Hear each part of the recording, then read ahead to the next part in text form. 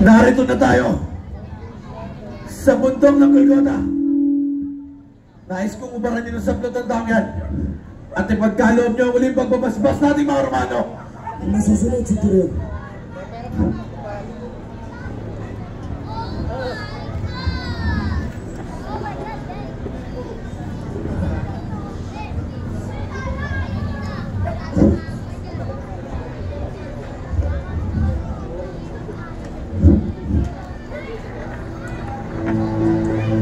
Sumayo ang kagandahan ng ningning na mabituin sa kalangitan. Anak ng karpintero. Tama na po ba sa aming maestro? Sino? Para pigil na kami sa pagpapahirap sa taong ito. Ano ang iyong kailangan? Nais ko sana makalapit sa kanya. Maaari ba, Samuel? Hindi maaari. Saglit lamang. Tila nakikilala ko ang iyong walis. Tila may dugo ang Romano. Si Tyrion. Ano yun, Samuel? Pagmasdan mo ang batang ito. Tila meron siyang isang dugong Romano. Sige na, ako nang kakausap sa batang ito. Hoy bata, bakit ka na pa rito? Anong yung kailangan? Nais ko sana makalapit sa aking guro. Makalapit. Marahil alam mo na ikaw ay isang Romano.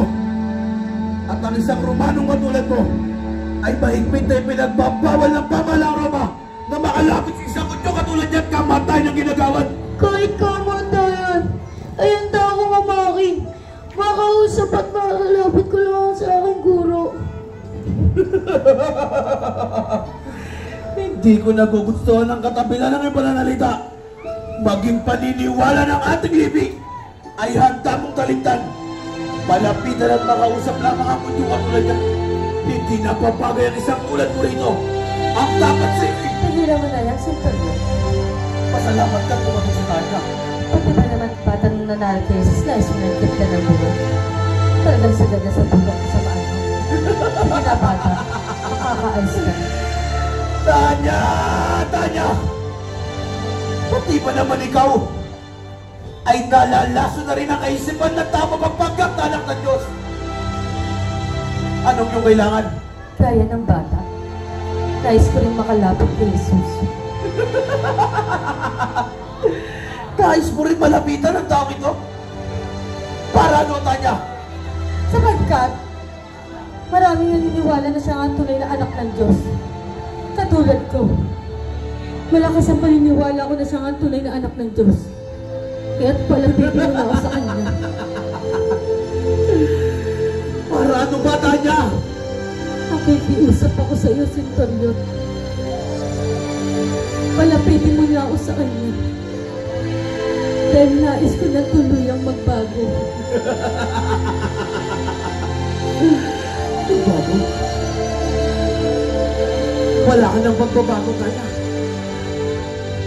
Isa ka pa rin. Isang lusang kaburak. Nakastangan! Oh! Isa akong puting! Tumbak!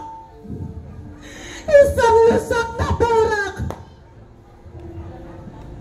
Hindi ba bigaw ang dahilan kung bakit ako nag-aganito?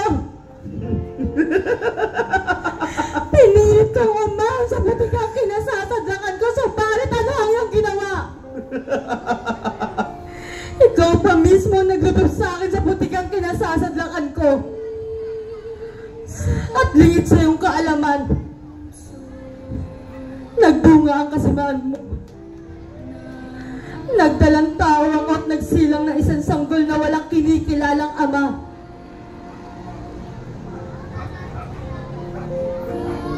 Ano? Anong yung tinuran? Nagsilang ka ng isang sanggol na walang kinilalang ama? nasaan siya? At ano kanyang mga... Jerus! Jerus ang kanyang pangalan. Ipinagkaloob ko siya kay Inang Libertina niya sa isang gul pa lamang. Hindi. Dahil natakot ako. Sarili ako pa niya kumitil ng kanyang buhay. Hindi mo man lamang ako binigyang pagkakataon na mahag ka ng mayakap ang aking anak. Ako isa ka ba na walang ibang ninais kung hindi makatamo pang balat ang kanyang anak. Hindi ka napapagay rito. Ang dapat sa'yo Isang awiwat na bayayag ko kami sa karawagang sentoryon. Hindi. Nililing lang mo lamang ako. Nililing lang mo lamang ako. Ang dapat sa'yo. Walang sentoryon. Bakit ka nagbalik? Hindi ka pinalis na kita. Hayaan mo muna sa makausap ko ang babaeng ito. Babae, sa pagkakataong ito, narito ka at narito ako. Gayon rin si Centurion Longino. Nabatid ko sa iyong labi na nagsilang ka ng isang sanggol. Babae, ako ba ang iyong tinutukoy? Hindi. Babae, ako ba ang iyong anak? Hindi sinabi. Babae, kanina lamang hiniga mong Jerus ang batang pinagkaloob mo kay Inang Libertina. Babae, ako ang batang iyon. Ako ang iyong anak. Hindi sinabi. Hindi pa ba sapat na iniligtas kita sa kanilang pag-uusig? Umalis ka na rito at hindi kita nakikilala. Babae, sa pagkakataong ito, narito ka at narito ako. Gayon rin si Centurion Longino. Nabatid ko sa iyong labi na nagsilang ka ng isang sanggol. Babae, ako ang batang iyon.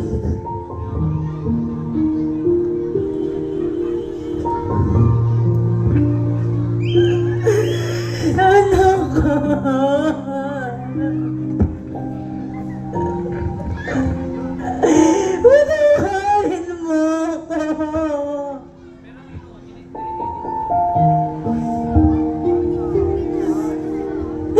Mahal kita, anak. Mahal na mahal rin kita, Inang Tanya. Utang ko sa iyo ang aking buhay. Tanya.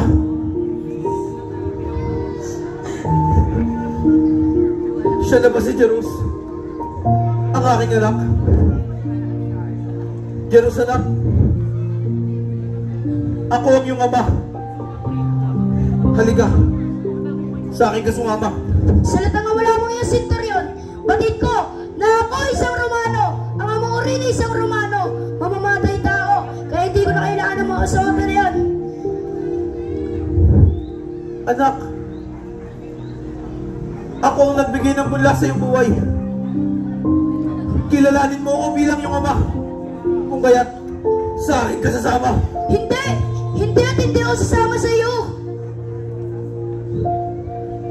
Pagmasdan mo ang ginawa mo, Tanya.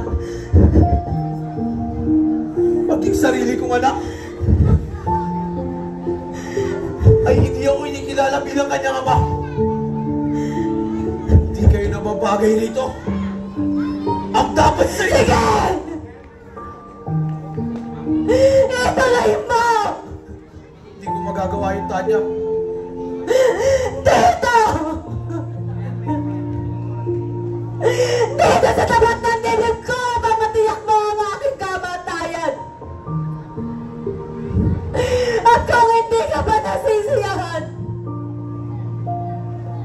ay isama mo na rin ang inakakaya mong anak. Diyan ka na, Centurion!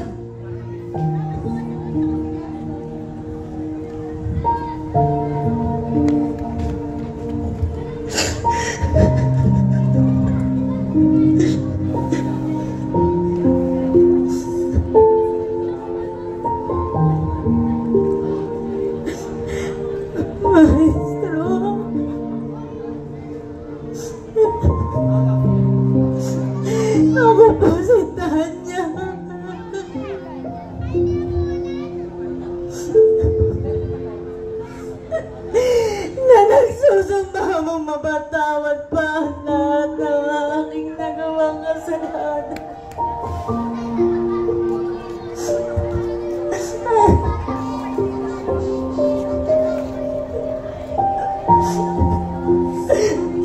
Hindi alintana ang init ng araw at lamig ng gabi. Sa nagbabagang disyerto, makita ko lamang ang aking guro.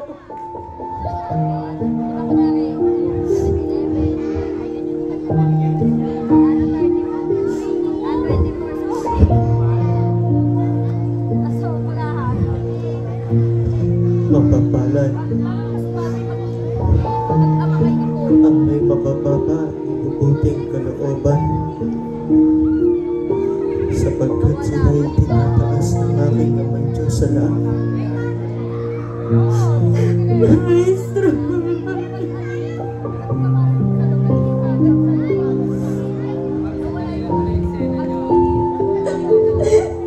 hindi ko po inaakala magkikita po kami muli ng aking anak.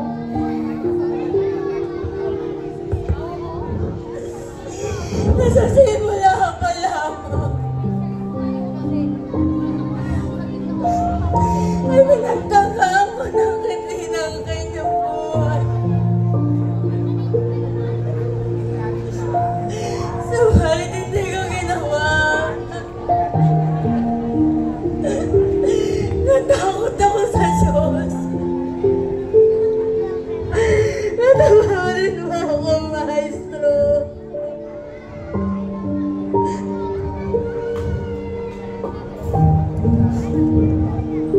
Mapalad ka, babae, sapagkat narating mo ang langit sa piling ng iyong anghel. Humayo kayo at huwag makalilimot ang magsilbi sa paanan ng aking dakilang amang Diyos sa langit.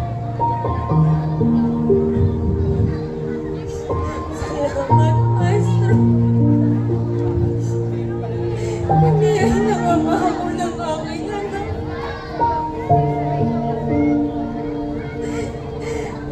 Napatuloy kaming pagsisilbi sa paanan ng Diyos.